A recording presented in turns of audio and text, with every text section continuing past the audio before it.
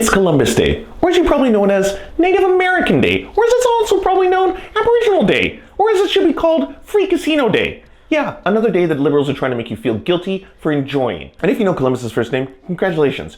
You're smarter than your teacher, and you should probably sign up for PragerU and quit school altogether. Only listen to PragerU. Columbus was a complicated figure, for sure. But he was one of the greatest navigators of all time. Sure, he might have committed some light genocide. Sure, Columbus might have came over because he actually wanted gold. Sure, the entire reason that Columbus was enslaving the Native American people was because he wanted to go back and get a whole bunch of gold for the entire human race.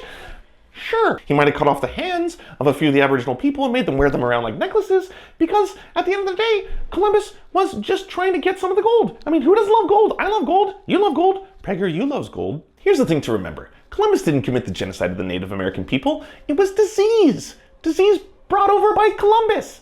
At the end of the day, that doesn't really count. I mean, sure, he was actively trying to genocide the Native American people and enslave them, but just because he brought over some disease doesn't mean that he was the one who caused them all to die. And at the end of the day, are there any Native Americans walking around today? Do you see Native Americans walking around? No, you don't. And why is that? It's because they were cannibals. They were filthy, disgusting cannibals. They used to eat each other all the time. They would eat each other every day. That's why there's no Native Americans, because every single one ate each other. And if you want to talk about how they were a beautiful panacea, this two-spirit culture, we all know what two-spirit means. It means that they have mental disabilities, because anyone who thinks that they're more than one gender or identity is obviously messed up in the head. Don't listen to your teachers. Never listen to your teachers.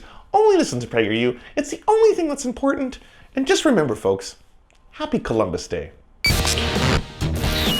Oh yeah, I'm a hero man. Well, I'm a hero man. Yes, I'm a hero man. I only like titties on a woman, 'cause I'm a hero man. Only like to suck on a woman, 'cause I'm a hero man. No homo, no homo, no homo, yeah. Hetero man, bring your heel here. Hetero man. The legend of Stephen Crowder is one shrouded in stupidity. Long before Paul Joseph Watson was declaring that the right is learning how to comedy, if you want to have a reasonable discussion, okay, but now they're going to come on and talk about ham sandwich. Stephen Crowder was trying his hand at what would become a lucrative career at being an asshole. Can we edit that? You see, Stephen always wanted to be a comedian, but had to struggle with the reality that he was painfully unfunny. Okay, Christopher Walken. Okay.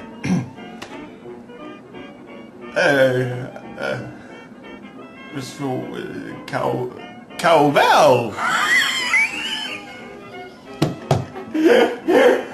Stephen was born in the United States of America, but was actually raised in Quebec, Canada, in what he describes as a pro-life Christian household. There, that an audition landed him his huge break at just the ripe old age of 13, playing the role of Brain on the children's television cartoon Arthur. There's a dolphin swimming next to the boat. No thanks. I've seen plenty of them at the zoo. Anyway, they're just mammals like you and me. Using that role to propel him to acting stardom, he was quickly acting in such coveted roles as Party Kid in The Covenant and Blake in Bend and Break, the first and only feature film directed by his brother. Favorite scene? I liked all of the diner scenes just because everyone was there and it was so much fun and you always feed off of each other's energy. Okay, let me ask you this, okay? What about the people whose what's it called, horoscopic sign? What is it? Horoscope sign? I don't know. Okay, whatever. Their zodiac sign. Is that what it's called? I think so. Okay, people with their zodiac sign. What about the people whose zodiac sign was their ruling planet was Pluto? I guess they're screwed. To quote Stephen himself on his meteoric success, the role immediately launched him into the realm of babe magnet.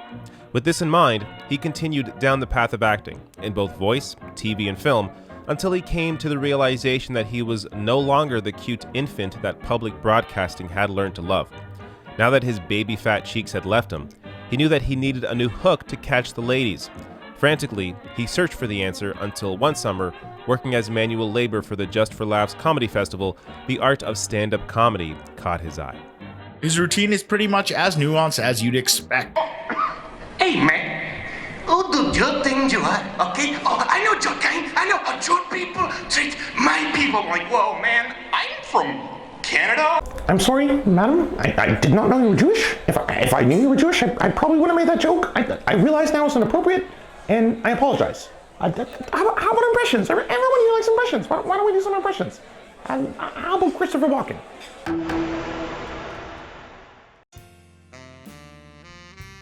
So I think I did pretty good. I mean, the crowd was a little tough, but I think it was pretty good, right? Like, it was decent. Oh my word. Kid, that was some of the worst dreck I've ever seen up on stage.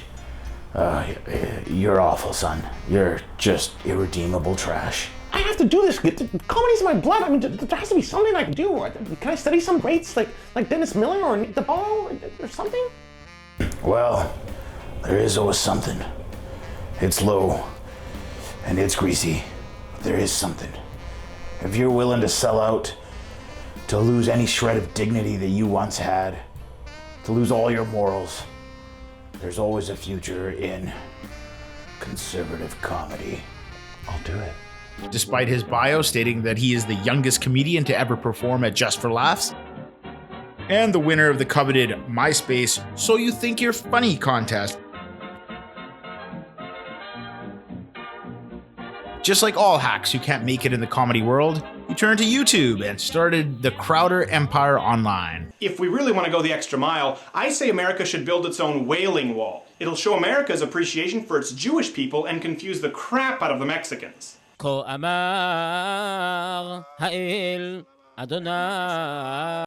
man's dumpster fire seems to be another man's treasure because his exploits got him noticed by Fox News, where he would go on to work from 2009 to 2013.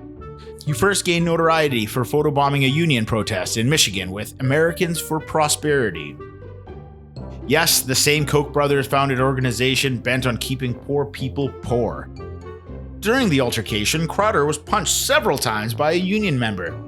Chowder posted the video to YouTube and edited out the footage where the man was pushed to the ground, including shots of Chowder with his hand on his shoulder before it happened. After being called out on it, he uploaded the unedited video. During that time, he appeared on Hannity and Cavuto, but entered a 7-month period in 2013 where he was not televised at all. This caused him to claim that he was being bulldozed like a child in a tell-all interview where he proceeded to slag his former masters. Anthony Weiner came on to show Hannity and took control of the entire show. I just wanted to be like, Sean, how do you let this happen? At the very least, you just cut the show and go to commercial or something. But learn to take control. Learn to ask questions to which you'll know the answer. I'm just amazed. Michael Moore came on, and Michael Moore's not a bright guy. I'm not saying Michael Moore's smarter than Sean Hannity, but Michael Moore is better at running interviews than Hannity, even though Hannity's running the interview. But Michael Moore just came in and ran roughshod over Hannity. I couldn't believe it. The backlash was fierce, and despite groveling as much as possible and presenting his tongue to any boot that needed cleaning, he was fired from the network. Fortunately enough for him, he had raised his profile to the right-wing circle of cuck and was able to start doing speaker circuit rounds for $3,000 to $5,000 a pop. He treated these engagements like high-profile comedy sets, even though many were for conservative speaking engagements or think tanks. And now you have this wonderful faggot. That's what happens. We okay? We good? Yeah, we can. Yeah. Darling, you can call me what you like. Oh, okay, there we go. Then came the meme. Time for the latest installment of Change My Mind, where we rationalize our positions on controversial topics. Stephen concocted actually becoming a living metaphor for white privilege and making money from it. Starting in Texas Christian University, Chowder began setting up a table with the phrase, "Change my mind" on it. Black people are inferior to white people. Black people are inferior to Asians or Russians, whatever, just take your pick. Where he would invite college campus students to debate him on a variety of subjects. The meme caught such fire that Complex rated it number 30 on their list of the best memes of 2018. He quickly composed subtle concertos such as, "I am pro-life," "Build the wall," "Kwanzaa isn't real," "America is superior," "Hate speech isn't real," rape culture is a myth, change my mind, and of course, there are only 2 genders. You can present yourself any way you want. I could go around wearing a dress if that's what I particularly wanted to do. But are you still a boy then? Because you have a penis, I would assume. Sexually, like scientifically, I still have a penis. That Yes. makes me a male sex. Yes. The gender doesn't need to have a label on it. Beyond the smug arrogance of thinking people should take time out of their day to convince you of something, the whole thing is an adorned magic trick. What are wages? They're doing really well. We have the highest. As a matter of fact, are you surprised to learn that the United States has the highest wages in the world?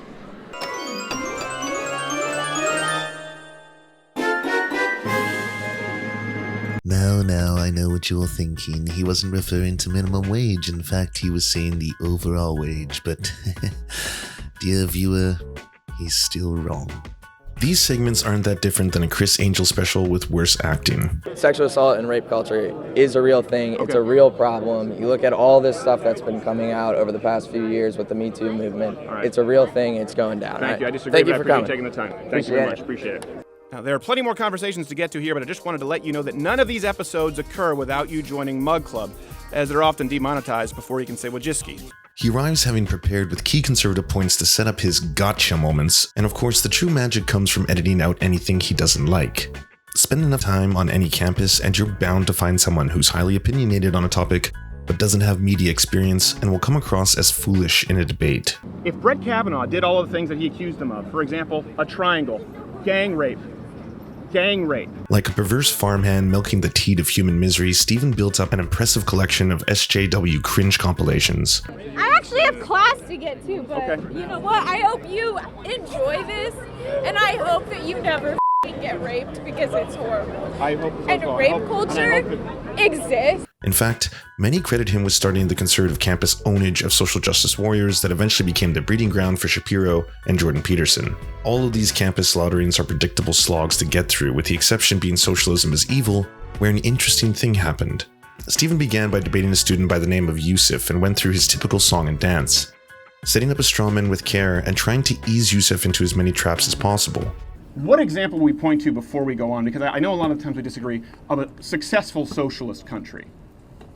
Well, there are different kinds of socialism. I think you're thinking of the Soviet Union and Venezuela when you say these are unsuccessful countries. But you also have Sweden, you have Norway, you have Finland, you have Denmark, you have Germany. Sure. These are countries that have robust economies and high levels of socialization. Right. Unlike his other debates, Yusuf had counter-arguments to most of the road-blocking conservative picks Chowder was setting up, and he quickly found himself losing ground.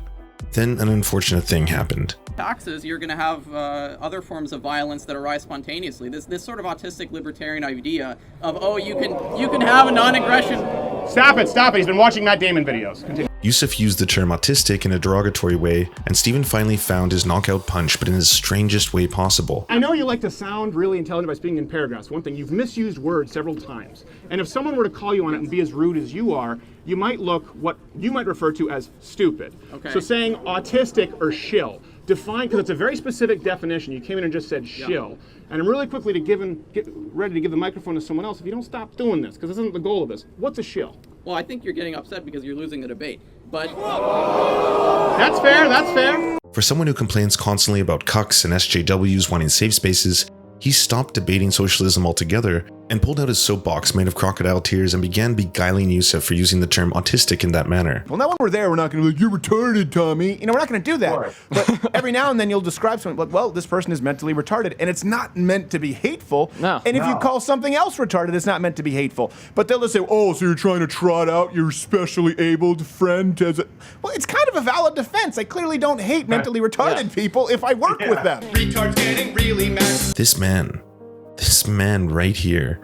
When we were originally designing the shirts for this video, we went through a lot of ideas and thought at one point of putting something more extreme on them, but decided against it because we thought we'd be pushing the boundaries of poor taste. Then we found the exact shirt we were going to make on that motherfucker's own Twitter banner. This is the man offended by language. Ooh, yeah. It's just a liberty. Drink the liberty in a mug. Drink the liberties, yum, yum, yum. talk to you a little bit about villains and the term white supremacist. I mean, the term has become so ubiquitous that it's lost all meaning. I mean, is this a white supremacist? Is this a white supremacist? Is this a white supremacist? Is this? I mean, at this point, liberals throw that word around so much that it has absolutely no value to us.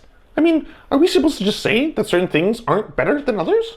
Are we supposed to just deny science and logic? Is that what we're gonna do? I mean, is it racist to suggest that black athletes are better than white ones? Because I'm sorry, if you look at the stats, they're just better. It's just math, you know, at the end of the day. Is it weird to say that certain races have better IQs than other races? No. Asians have much higher IQs, and I'm sorry, on average, according to the science, they're smarter. If we were to take the brains of a white person and a black person, the black person's brain might weigh less. It's just science. Louder with Chowder is Steven's flagship channel with over 1 million subscribers.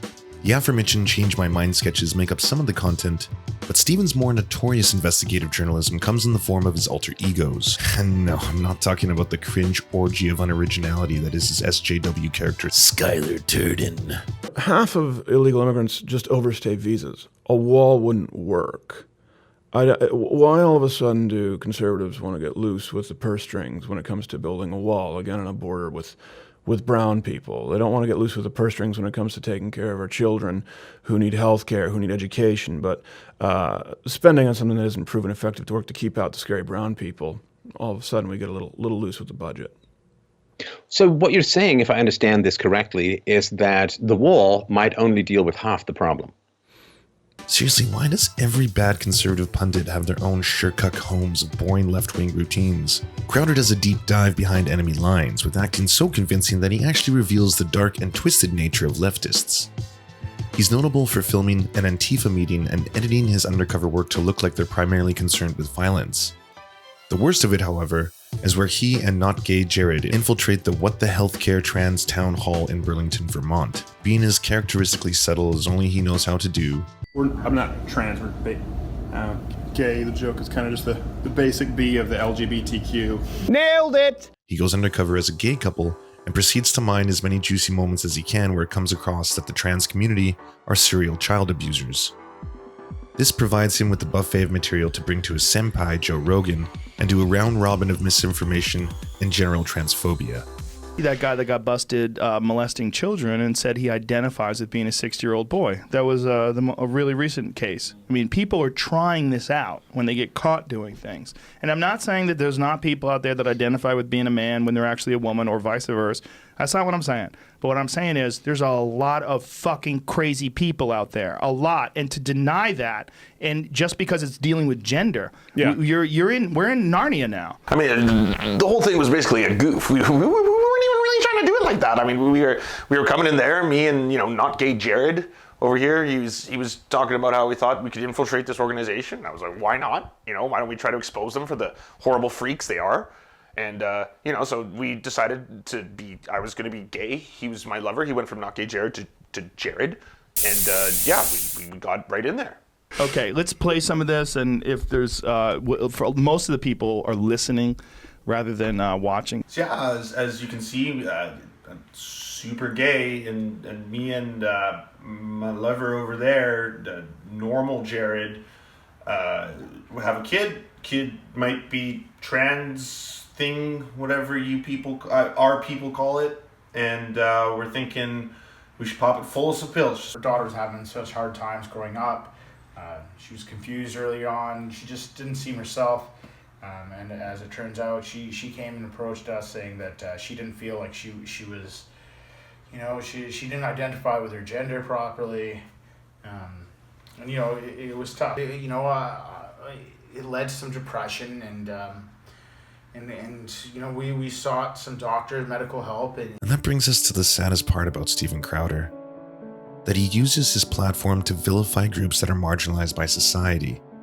Hiding behind the banner of a comedian, he can simply use the defense that it's all a joke. My mom was white, that's correct, but she also happened to be like a really big whore, and I don't know who my daddy is, so I could be whatever. No, Sean, See what he's done here? It's actually hilarious because he's slut-shaming a woman who doesn't know exactly who the father is and then mocking a person for thinking they're a different race than they actually are. But it's a white man playing a black man who thinks he's a white man. There's layers upon layers. It's so meta. Paradoxical aspect about him making a career from bullying others is that he himself was bullied as a child. I spent a lot of my life afraid as a kid, even throughout high school. He says, recalling a defining moment in his life when a classmate, who Crowder says constantly bullied him, cornered him in a locker room. I didn't have anywhere to go, and that was the only time I've ever punched someone in the face, he says. I was hesitant, and I threw it out and then pulled back, so I barely touched him, but he kept trying to push me. That bothered me for so long, I can't even tell you. It just feels horrible as a man to feel like you're walking away as a coward, he said. After high school, I wiped the dust from my shoes and thought, I'm never going to let that happen to me again. I'm never going to be afraid again. And that is truly sad. It's not something we'd wish upon anyone. Not even Steven. As two people who know what it's like to be on the other side of bullying, it's a dark and all-consuming experience. Especially as a kid. You get trapped in this black hole where you think that this is just what life is going to be like forever, which is debilitating because it's not. We genuinely have nothing but empathy for someone who went through what Crowder did. But then to take that experience and use it as an inspiration for a lifetime of contributing to an atmosphere that makes others feel afraid is indefensibly ghoulish. He frequently refers to the high statistics of suicide amongst the trans community as an indication that it's either a mental disorder or simply a dangerous lifestyle. Because I don't want it to alter my hormones. By the way, I'm going to chop off my balls and do puberty blockers at 8. Without ever bothering to look at the actual studies that clearly demonstrate that it's in large part due to social stigma that they experience these devastatingly high rates of suicide. So in these moments where he and Joe Rogan think they're protecting children, they're actually directly contributing to a toxic narrative that endangers them. This whole thing was a bit of a rabbit hole for us.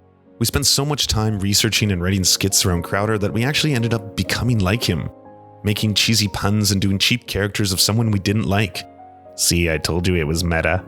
It got so bad that we started our own mug club. But here's the twist. Instead of slinging a stupid $99 user subscription to fund his Netflix of bigotry under the guise of getting a few cheap mugs every year, we're going to donate every penny of the profit earned from this mug to our local trans and LGBTQ+ support organization called Community, in Steven Crowder's name. And while we think this is kind of a funny bit, because Teespring takes the majority of the profit from all sales, reducing the amount we can donate directly from a $13 mug to a $2 donation for the organization, we actually just recommend you donate directly to the trans and LGBTQ+ charity in your area. Most major cities have them, and if they don't, if you're passionate about it, start the first one. And at the end of the day, at least we can take comfort that we're not funded by this. Okay. By the way, we also have a new sponsor, Crown Prince Mohammed bin Salman from Saudi Arabia. So we're he's not a sponsor, but he's backing the show, Really? providing us some funding as we move into a new studio. And we just want to make sure that you understand, it will not change the direction of the show one bit. Reason number 2. It's just a liberty. Drink the liberty in a mug. Drink the liberties. Yum, yum, yum.